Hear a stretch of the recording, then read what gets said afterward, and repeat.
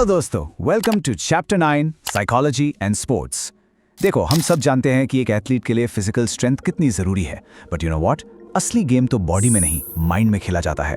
तो चलो आज एक चैंपियन के दिमाग के अंदर झांकते हैं और देखते हैं कि जीतने के लिए आखिर लगता क्या है। Just imagine this, cricket match का लास्ट ओवर है, 6 बॉल्स पे 10 रन्स चाहिए, या फिर फुटबॉल वर्ल्ड कप फाइनल में पेनल्टी शूटआउट की टेंशन। ऐसे मोमेंट्स में जीत सिर्फ बॉडी से नहीं, माइंड से भी होती है। पर कैसे? How does a player perform under so much pressure? चलो इसको डिकोड करते हैं।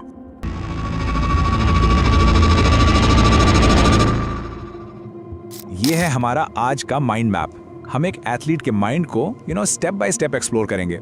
We'll start with the foundation, यानी उनकी पर्सनैलिटी। फिर we'll look at their engine which is motivation. उसके बाद देखेंगे मेंटेनेंस, यानी कंसिस्टेंसी क्यों जरूरी है। फिर समझेंगे कंट्रोल, यानी एग्रेशन। एंड फाइनली उनका सॉफ्टवेयर, वो स्पेशल मेंटल टूल्स जो उन्हें चैंपियन बनाते हैं। तो शुरू करें। Alright, so let's start with our very first section, the foundation personality. इसको आप एक प्लेयर के बिहेवियर का ब्लूप्रिंट समझ लो। ये वो नींव है, वो बेस है जिस पर एक चैंपियन की पूरी बिल्डिंग खड़ी होती है। So, what exactly is personality? Well, technically, it's an organized set of characteristics that influence a person's cognitions, emotions, motivation and behavior in various situations. अब आसान शब्दों में समझते हैं। मतलब ये आपके सोचने, फील करने और बिहेव करने का एक यूनिक पैटर्न है जो अलग-अलग सिचुएशंस में आपके साथ रहता है। It's what makes you you. Personality के ना 4 मेन डायमेंशंस होते हैं। फर्स्ट अप फिजिकल, आप कैसे दिखते हो, आपकी body, height, weight. Second mental, आपके थॉट्स, आपकी आइडियाज, आपकी गेम की नॉलेज। थर्ड इज सोशल, आप टीम के साथ कैसे एडजस्ट करते हो, एक कैप्टन की तरह लीड करते हो या नहीं। एंड फोर्थ इमोशनल, आप गुस्से को, खुशी को, मतलब अपने इमोशंस को ग्राउंड पर कैसे हैंडल करते हो। फेमस साइकोलॉजिस्ट कार्ल युंग ने पर्सनैलिटी को मेनली 2 टाइप्स में क्लासिफाई किया था। देखो, एक तरफ है इंट्रोवर्ट्स। ये लोग थोड़े रिजर्व्ड होते हैं, अपने आप में रहते हैं और कोई भी एक्शन लेने से पहले सोचते हैं।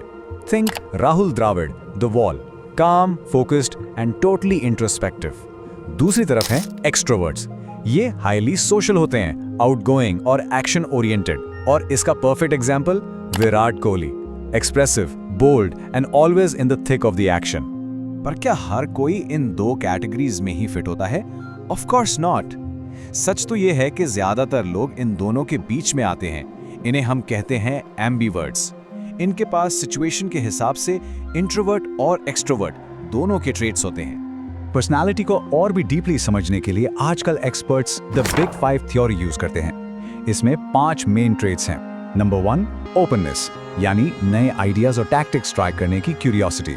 नंबर 2 कॉन्शियंशियसनेस, एक प्लेयर का सेल्फ डिसिप्लिन और रिलायबिलिटी। थर्ड एक्सट्रोवर्जन, टीम के साथ एनर्जी और कम्युनिकेशन। फोर्थ अग्रीएबलनेस, मतलब कितना कोऑपरेटिव टीम प्लेयर है। एंड फिफ्थ न्यूरोटिसिज्म, यानी प्रेशर में एंजाइटी और गुस्से को हैंडल करने की एबिलिटी। तो ये है पूरा पर्सनालिटी का blueprint.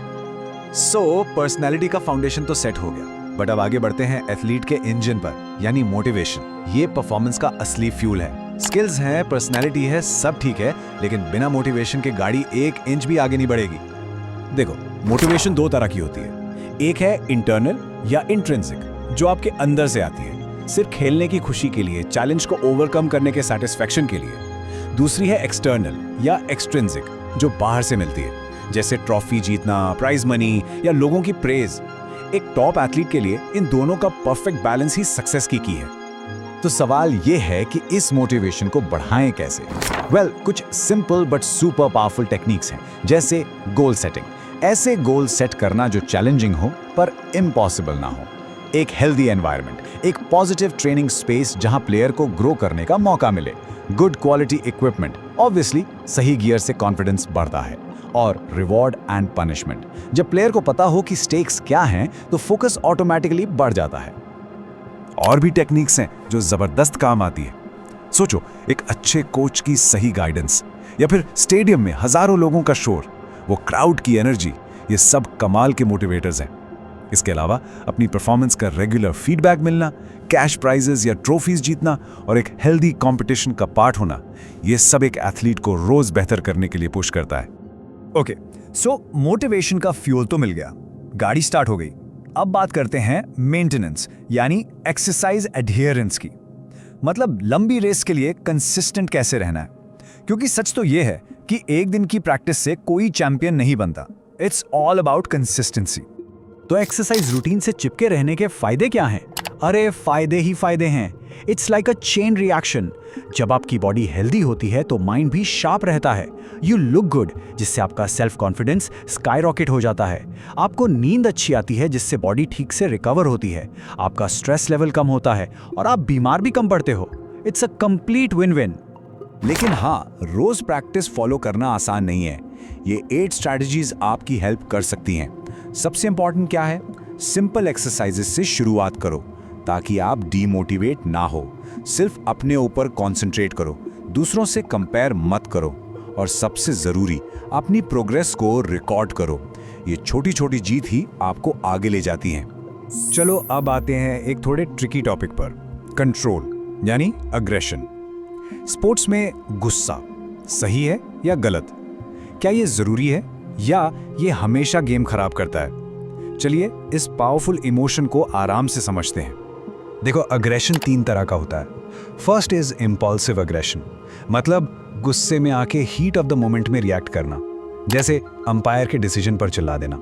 Second is instrumental aggression, ये प्लान्ड होता है एक गोल अचीव करने के लिए, जैसे फुटबॉल में गेम रोकने के लिए एक टैक्टिकल फाउल करना। And third and most important is assertive behaviour. ये लेजिटिमेट फोर्स है रूल्स के अंदर, बिना किसी को नुकसान पहुंचाने के इंटेंशन से, जैसे एक फास्ट पोलर का लीगल बाउंसर। तो याद रखो, स्पोर्ट्स में हर अग्रेशन बुरा नहीं होता, असर्टिव होना ही जीत की चाबी है। और अब हम आ गए हैं अपने फाइनल एंड सबसे इंपॉर्टेंट सेक्शन पर, द सॉफ्टवेयर यानी चैंपियंस मेंटल टूल्स। ये वो साइकोलॉजिकल स्किल्स हैं जो एक अच्छे प्लेयर को एक ग्रेट चैंपियन से अलग करती हैं। ये है असली गेम चेंजर। सबसे पहला और सबसे जरूरी टूल है सेल्फ एस्टीम। इसका मतलब है कि आप अपने बारे में कैसा सोचते हो, कैसा फील करते हो, आपकी अपनी नज़र में क्या वैल्यू है। ये कॉन्फिडेंस की फाउंडेशन है। जिसका सेल्फ एस्टीम हाई होता है वो प्लेयर प्रेशर में भी बेहतर डिसीजंस ले पाता है। और ये सेल्फ एस्टीम बनता कैसे है? ये इन चीजों से मिलकर बनता है। जब आपको खुद पर भरोसा यानी सेल्फ कॉन्फिडेंस होता है, जब आप टीम में एक सेंस ऑफ बिलोंगिंग फील करते हो, और सबसे इंपॉर्टेंट, जब आपको ये महसूस होता है कि आप कॉम्पिटेंट हैं, कि हाँ मैं ये कर सकता हूं। जब ये सब चीजें मिलती हैं तब एक रॉक सॉलिड सेल्फ एस्टीम तैयार होता है। नेक्स्ट अमेजिंग टूल है mental imagery.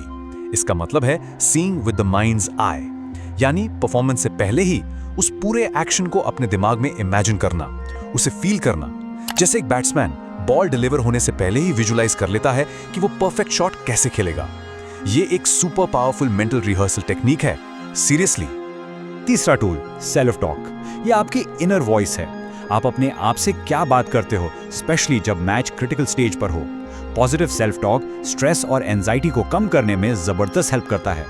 Think M S Dhoni, captain cool, उनका प्रेशर सिचुएशंस में इतना काम रहना, that's a perfect example of positive self talk in action. और हमारा आखिरी मेंटल टूल है गोल सेटिंग।